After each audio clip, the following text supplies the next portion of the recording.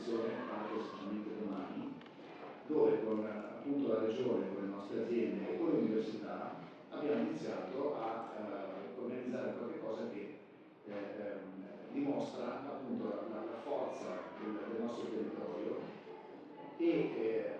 sostanzialmente abbiamo 360 aziende che espongono, delle quali circa 290 sono italiane, per il resto sono straniere. Abbiamo visto a frutto questo ecosistema, con l'Italia Trade Agency abbiamo i cosiddetti incoming che vengono a comprare, quindi lavoriamo con una piattaforma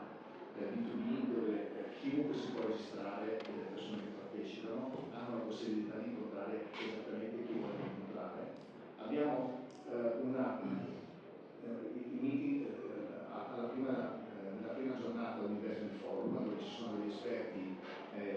che si confrontano sulla finanza, che si confrontano sui programmi spaziali internazionali e soprattutto cercano di spiegare alle aziende quello di cui la finanza sta cercando per finanziare appunto start-up e per finanziare progetti molto importanti. Nelle tre giornate ci sono ovviamente tutte le tematiche relative alla supply chain dello spazio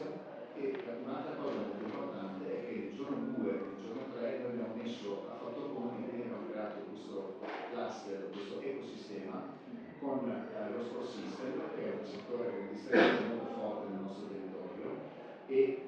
sui giornali di ieri mi fa molto piacere che un'azienda che probabilmente conoscerete, si chiama Tecnica, che ha nati con Nordica piuttosto che Moonboot,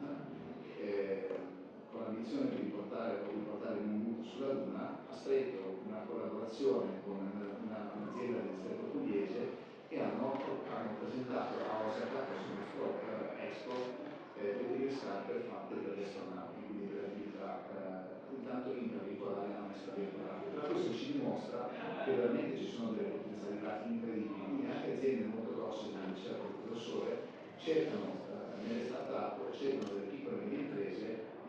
questa opportunità di chiudere questi gap e quindi vuol dire space in oppure space out rispetto a quello che si vuole fare. Prima si è parlato di innovazione, di internazionalizzazione, di digitalizzazione, oppure di start-up innovative, oppure di attrazione dei giovani. Io credo che uno dei risultati più importanti che noi abbiamo, scusate, il terzo giorno